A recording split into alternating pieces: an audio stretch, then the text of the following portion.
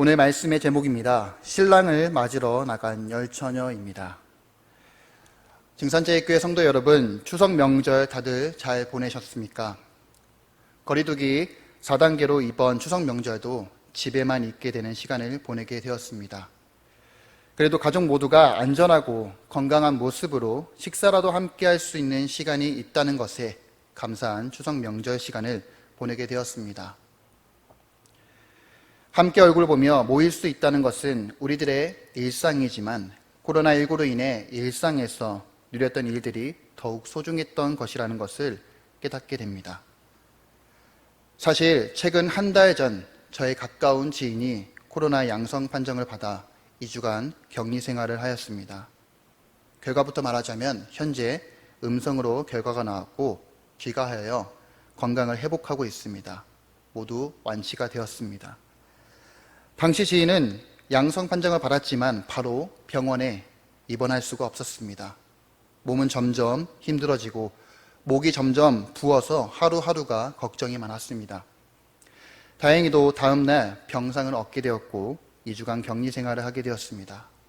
아무도 만날 수 없고 홀로 있는 그 방에서 창문 밖에 보여진 한 교회가 있었습니다.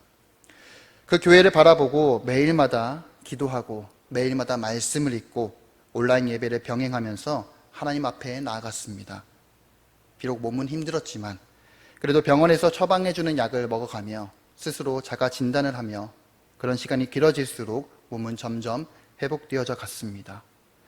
코로나19로 인해 길거리에 사이렌이 울리는 구급차, 날마다 코로나 확진자 수가 늘어나는 삶, 그저 남의 이야기로만 듣다가 가장 가까운 지인이 코로나 양성 판정을 받았다는 소식은 저에게 있어 많은 생각을 가져다 주게 되었습니다.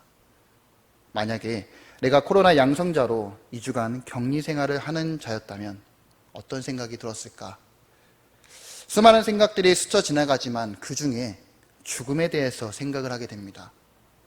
왜냐하면 여기저기 들려오는 이야기들, 뉴스와 기사를 보면 코로나 치료제는 따로 없고 2차 감염으로 증상이 퍼져가면 점점 심해지면 사망에 이를 수 있다는 것에 대해서 이야기를 많이 들어왔기 때문입니다. 죽음이란 단어, 사실 우리의 일상에 매번 생각하게 되는 단어는 아닙니다. 다만 언젠간 나에게도 이 죽음이란 단어가 내 인생의 끝자락에 다가오는 것에 대해서는 우리는 알고 있습니다. 죽음을 맞이하기 전 내가 살아가는 인생을 어떻게 살아갈 것인가, 어떤 가치를 두고 살아갈 것인가, 이러한 근본적인 질문은 사실 우리가 어렸을 적부터 자라오면서 꿈에 대해서 생각하고 또 살아오면서 선택의 갈림길에 섰을 때 어떠한 삶을 살아갈 것인지 질문을 던지곤 했습니다. 그러기에 우리에게 주어진 이 인생, 한 번밖에 없는 이 인생을 우리는 그냥 살아가지는 않습니다. 신앙적인 면에서 생각을 해본다면 내가 예수님을 만났을 때, 내가 예수님을 만난다면 앞으로 어떻게 살아갈지 우리는 선택을 하게 됩니다. 하나님의 말씀에 온전히 순종할 것인지, 나의 모든 삶의 우선순위를 하나님께 둘 것인지, 하나님의 말씀에 은혜를 받고 결단했지만 작심삼일로만 남게 될 것인지, 우리의 신앙의 삶 속에서도 여러 가지 선택들이 주어지게 됩니다. 성도 여러분, 코로나19로 인해 언제 어떻게 누구에게 위협으로 다가올지는 그 누구도 모릅니다. 그저 나의 일이 되지 않기를 간절히 바랄 뿐이죠. 그러나 믿는 그리스도인들은 여기서 한 단계 더 나아가야 된다고 생각합니다. 그저 나의 일이 아니라고 방관하는 것이 아니라 함께 기도해 주어야 하며 더불어 내가 어떤 일을 겪을지 모르지만 어떤 상황 가운데 있어도 심지어 그것이 죽음이라고 생각할지라도 우리는 다시 오실 주님을 맞이할 준비가 되어져 있는지 우리의 신앙을 점검해 봐야 합니다. 오늘 본문은 마태복음 25장 그 유명한 열처녀의 비유입니다. 어렸을 적부터 예화로 많이 들었던 열처녀의 비유, 즉 이 땅에 다시 오실 예수님께서 언제 오실지 모르지만 그리스도인들은 예수님을 맞이할 준비를 항상 하고 있어야 된다는 그 메시지를 주고 있는 비유입니다. 마태복음 24장 3절에서 제자들은 예수님의 재림은 언제인지, 세상 끝에 징조는 어떤 것들이 있는지 예수님께 질문을 합니다. 이에 예수님은 여러 비유를 통해서 말씀을 해주시지만 그 모든 것에 있어서 예수님은 이렇게 말씀하십니다. 마태복음 24장 36절 말씀, 그러나 그날과 그때는 아무도 모르나니 하늘의 천사들도 아들도 모르고 오직 아버지만 아시느니라. 아멘. 간혹 많은 사람들 중에 세상의 혼란스러운 이 상황들을 보면서 예수님이 곧 오십니다 라고 어떤 확신을 가지고 주변 사람들을 미혹하게 합니다. 그러나 예수님께서는 분명히 우리에게 말씀해 주셨습니다. 그날은 아무도 모르고 오직 하나님 아버지만 아신다 라고 말씀하셨습니다. 그리고 예수님은 열 처녀의 비유를 설명해 주시면서 우리가 어떻게 준비하며 이 땅을 살아가야 하는지에 대해서 메시지를 전해주고 있습니다. 오늘 본문은 이렇게 시작되어집니다. 1절 말씀입니다. 그때의 천국은 마치 등을 들고 신랑을 맞으러 나간 열 처녀와 같다. 그때가 언제인지는 우리는 모르지만 중요한 것은 우리가 주님을 맞이할 때, 그 신랑 되신 예수님을 맞이할 때 우리가 어떤 모습으로 준비되어져 있는지가 중요합니다. 이에 예수님은 말씀하십니다. 천국은 마치 등을 들고 신랑을 맞으러 나간 열 처녀와 같다. 이후의 내용을 우리는 다 들어보고 알았지만 열 처녀는 미련한 다섯 처녀와 슬기로운 다섯 처녀로 나누어집니다. 미련한 다섯 처녀는 등을 가지고 있지만 기름이 준비되어져 있지 않습니다. 반면에 슬기로운 다섯 처녀는 혹시라도 흐르지 않을까 정성스럽게 그릇에 기름을 담아 가지고 가고 등과 함께 가지고 갑니다. 그런데 여기서 공통점으로 발견할 수 있는 것은 열 처녀 모두가 등을 가지고 있고 신랑을 기다리고 있다는 것입니다. 등을 가지고 있는 열 처녀, 예수님을 믿는 저와 여러분의 입장이라고 저는 생각합니다. 신랑 되신 예수님에 대해서 우리는 말씀을 통해서 계속 들어왔고 예수님의 성품, 그리고 예수님이 어떠한 삶을 살아왔는지를 우리는 말씀을 통해서 읽고 듣고 배워왔습니다. 이를 통해 열 처녀가 가지고 있었던 등, 저는 이것을 복음이라고 생각해 보고 싶습니다. 복음은 신분에 상관없이 누구에게든 다 전할 수 있고 누구나 다 들을 수 있는 하나님의 선물입니다. 하나님의 사랑의 확증, 예수 그리스도께서 이 땅에 내려오셔서 우리를 위해, 죄를 위해 십자가에 못 박히시는 그 하나님의 그 사랑, 그 복음은 바로 하나님의 선물입니다. 성도 여러분, 신앙생활을 하다 보면 공감하시겠지만 복음을 듣고 믿음이 깊은 사람이 있는가 반면에 믿음이 얕은 사람도 있습니다. 또 어떤 시험과 고난이 와도 믿음으로 일어서는 사람이 있는가 반면에 주변 상황을 의식하고 마음이 흔들리며 믿음을 잃어버리는 사람들도 있습니다. 믿음이 크든 작든 우리에게 찾아온 복음, 그리고 듣게 되었던 복된 소식, 바로 나를 향하신 하나님의 그 사랑은 우리에게 주신 하나님의 그 선물입니다. 열 처녀 모두가 들고 있었던 그 등, 바로 이 복음이 아닐까 저는 생각해 보게 됩니다. 그러나 열 처녀가 들고 있었던 등은 같았지만 차이점은 등을 밝힐 수 있는 기름이었습니다. 미련한 처녀 다섯은 등을 밝힐 수 있는 기름을 가지지 않았고 슬기로운 처녀 다섯은 준비된 마음으로 그릇에 기름을 담고 있었습니다. 그리고 열 처녀들은 신랑이 오길 계속 기다리며 졸고 자고 있었습니다. 처음에 들고 왔던 등불은 점점 희미해지고 옅어지기 시작합니다. 때마침 생각하지도 못한 타이밍에 신랑의 발자국 소리가 들려옵니다.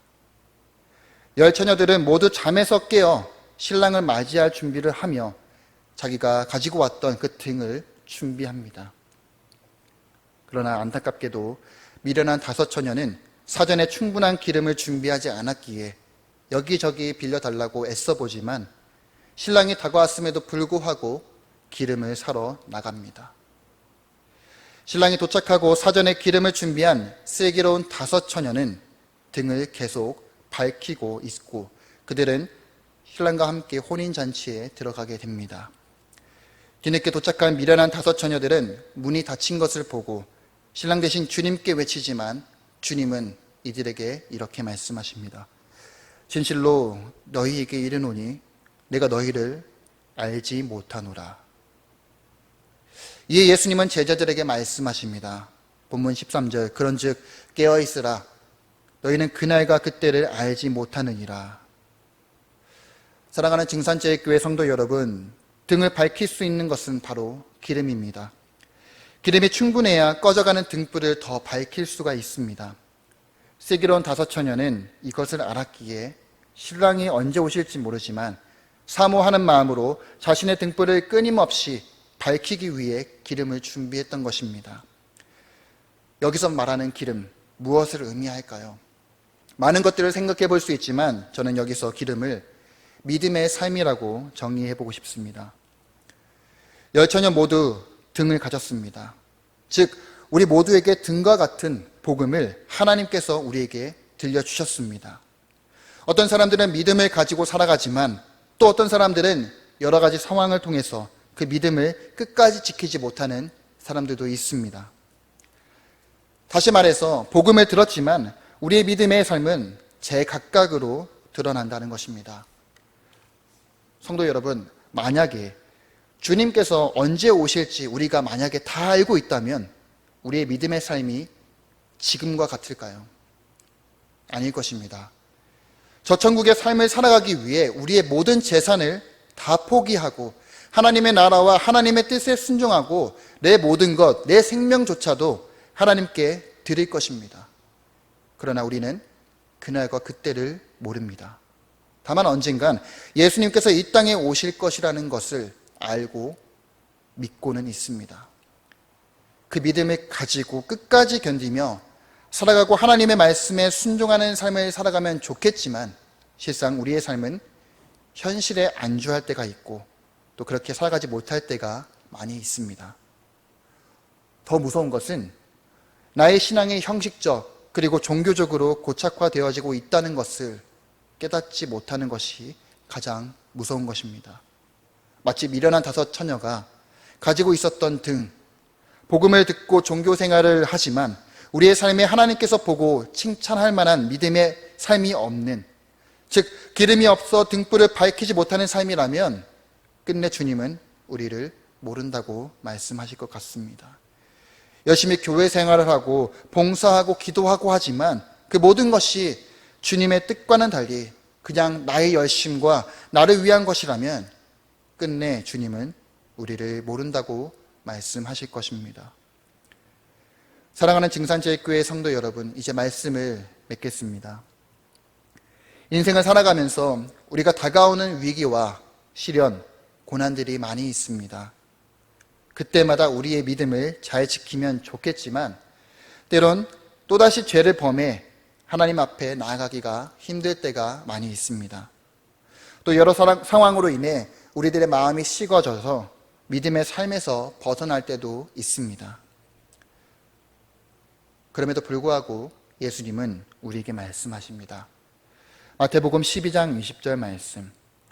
상한 갈대를 꺾지 아니하며 꺼져가는 심지를 끄지 아니하시기를 심판하여 이길 때까지 하리니. 꺼져가는 등불처럼 우리의 믿음과 우리의 마음들이 점점 식어지며 믿음의 삶으로 나가기 힘들지라도 주님은 우리를 기억하시고 한량없는 하나님의 그 크신 사랑으로 또다시 등불을 밝힐 수 있도록 우리의 삶을 믿음의 삶으로 이끌어 주실 것입니다. 우리가 그 사랑을 기억하고 다시 오실 주님을 맞이하는 준비를 하는 지혜롭고 슬기로운 주님의 백성이 되기를 주님의 이름으로 축복합니다.